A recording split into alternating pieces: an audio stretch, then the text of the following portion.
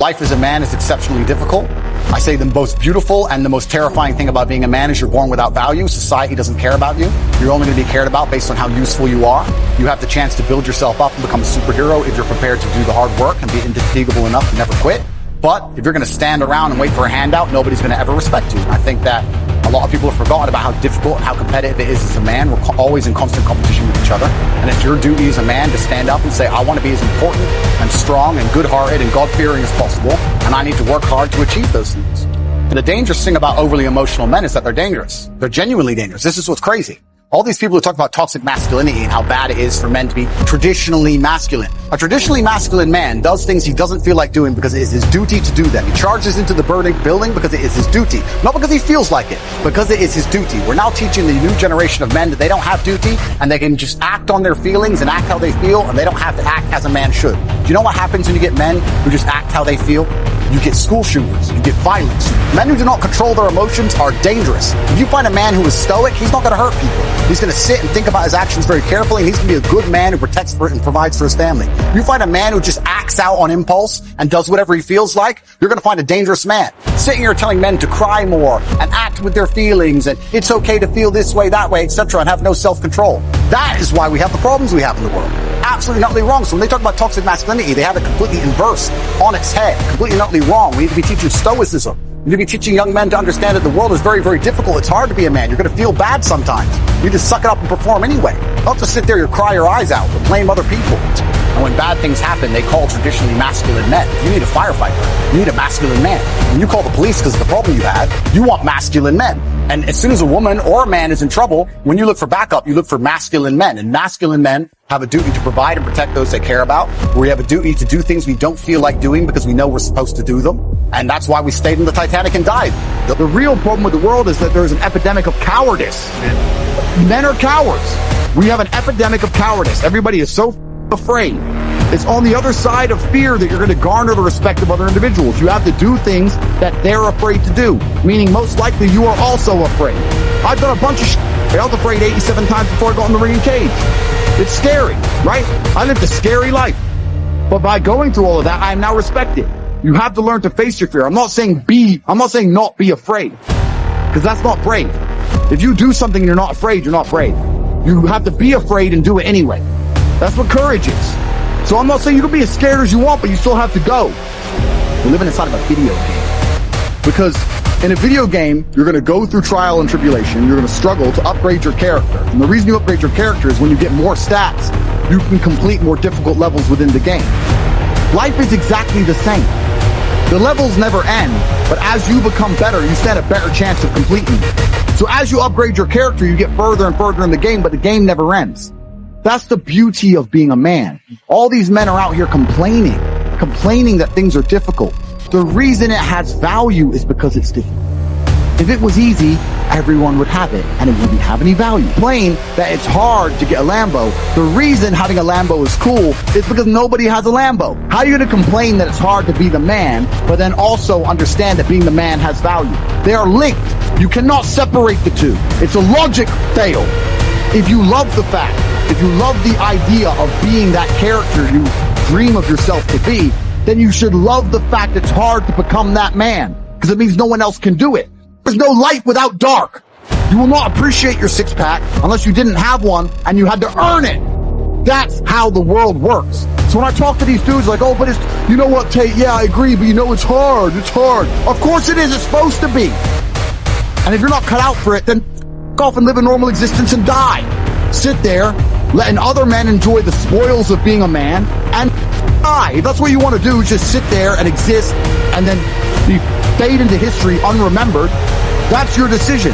If you want to level up your character, then you need to get out here and do it. You need to be around brave men. You need to get some balls. You need to get your network together. You need to do the truth. Humble yourself. Stop sitting there with an ego. Realize you ain't you're nothing but lucky. Bacteria could have stole your eyesight at the age of 3, and it didn't. You could have been in a car crash and lost both your parents. Never happened. You've been nothing but lucky. Blind luck has given you a favorable hand, and you've managed to f*** it up. And they are trying to convince you that you should act how you feel. You should show more of your feelings. If you feel this way, you should show it. If you want to cry, cry. Look, I have no problem with guys crying. Sometimes guys cry, right? My dad died, I cry. I've cried once in 10 years, but it's not a default emotion for me. Sometimes you cry, right? What I'm saying is the reason they're trying to bring out emotionality in you is because most of the time you don't feel like doing the things you're supposed to do.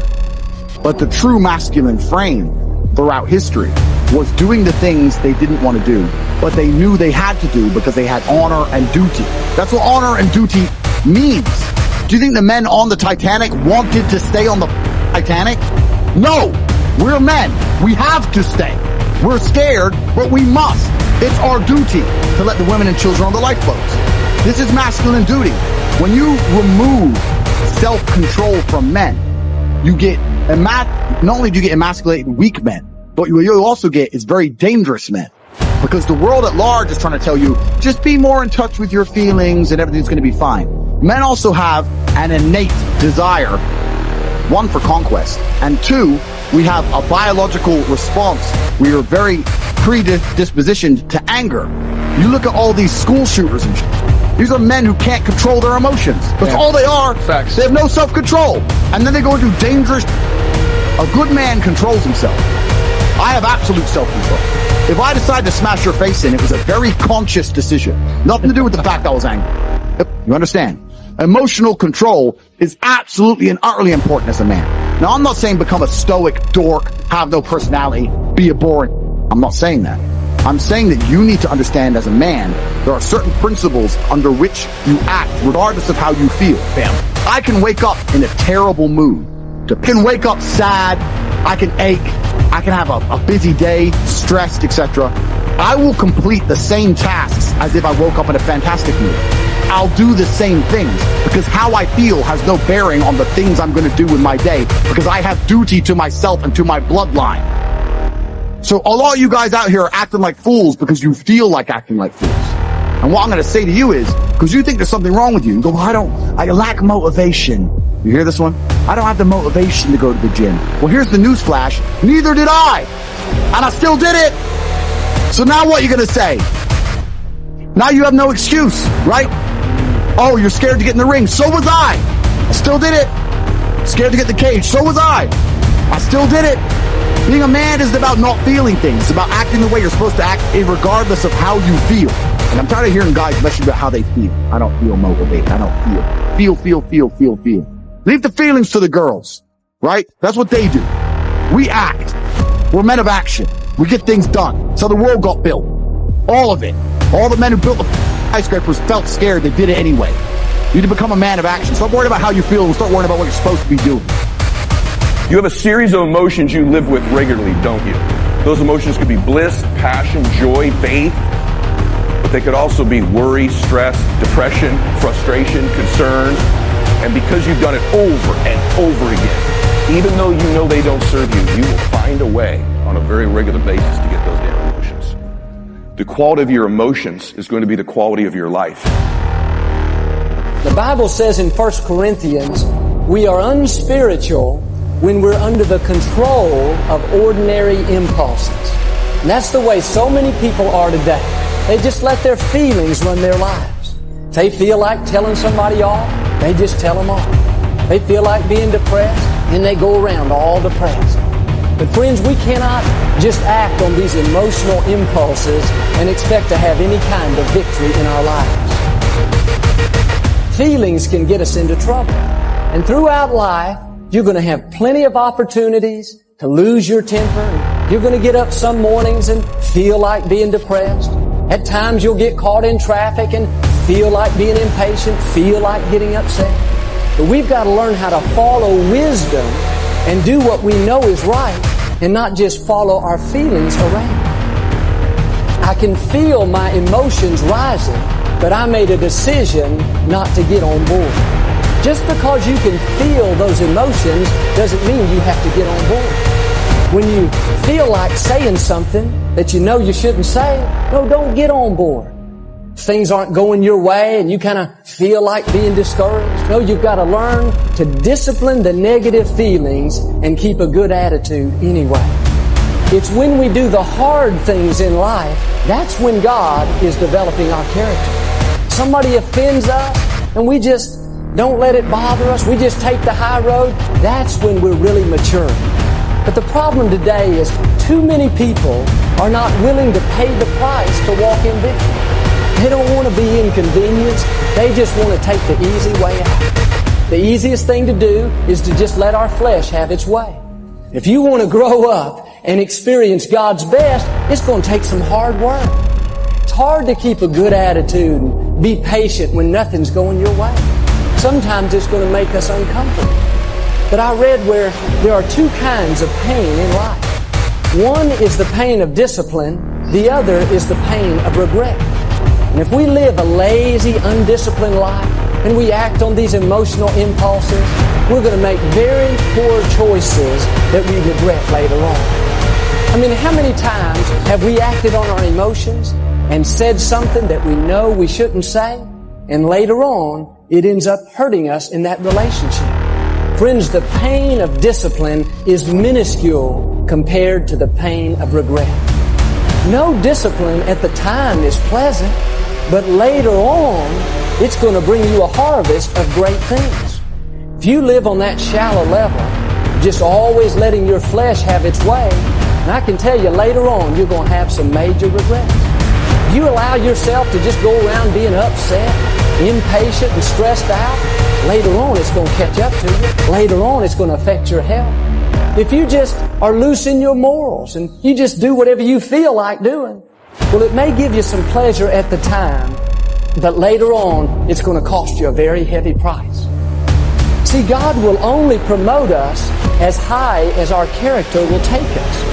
And God is not going to put you in a position of greater leadership if you are not treating the people in your life right now with respect and honor. If you're being lazy, not being faithful to do what you know you should be doing, then that's going to keep you stagnant. That's going to keep you from growing. If you had a problem with your temper 10 years ago, and you have that same exact problem today, I can tell you that's keeping you from God's best. If you would just do your part and grow up a little bit and quit being ruled by your feelings, if you do that, that's when God will begin to increase you. If you're having difficult times today, instead of getting all bent out of shape, you need to see it as an opportunity to grow. God may be trying to do a work in you. If you find yourself always being around people that offend you, you're always getting your feelings hurt, well, there's a good chance that God is trying to teach you to quit being so touchy. If you find yourself around people that are always rubbing you the wrong way, always irritating you, God is trying to teach you how to love the unlovely. He's trying to teach you a little bit about patience. Well, God, if you just ever change these kids, that's why I'm always upset. No, let me tell you a secret. God is not going to change your children until you first allow Him to change yourself. And instead look inside and allow God to do a work in you. Then God will change the circumstances. Then He'll change those other people. As long as we're not passing the test, then we're going to have to take it over and over again. In 1 Peter chapter 4, verse 12, don't be surprised at the fiery trial that you're going through. It is only to test your quality. You see, when we go through times of pressure, it shows us what we're really made of. It shows us areas we need to improve. And unless we learn how to rule over our emotions, make the right choices, keep a good attitude, then we're not going to get out of that situation. God loves you too much to just leave you alone. He sees your potential. He is going to constantly be pushing you, testing you, and giving you opportunities to improve. The next time somebody does you wrong, you're tempted to get upset and lose your cool. No, you need to see that as an opportunity to grow. If you'll keep a good attitude and do the right thing, you know what? You will pass the test and God will promote you. Don't get on board with your feelings. See, we cannot control every circumstance in life, but we can control how we respond to those circumstances. When you feel your emotions rising up, instead of just praying, God, get me out of this situation, God, change everything, no, you need to learn to pray, God, help me to remain calm. Help me to rule over these emotions. God wants us to be stable. He wants us to remain consistent. And the way we do it is to learn to live beyond our feelings. We got to discipline these negative emotions. You do not have to get all upset just because things don't go your way. Make your flesh stay calm. Pass that test. Just walk away. Be the bigger person. Don't allow other people to steal your joy.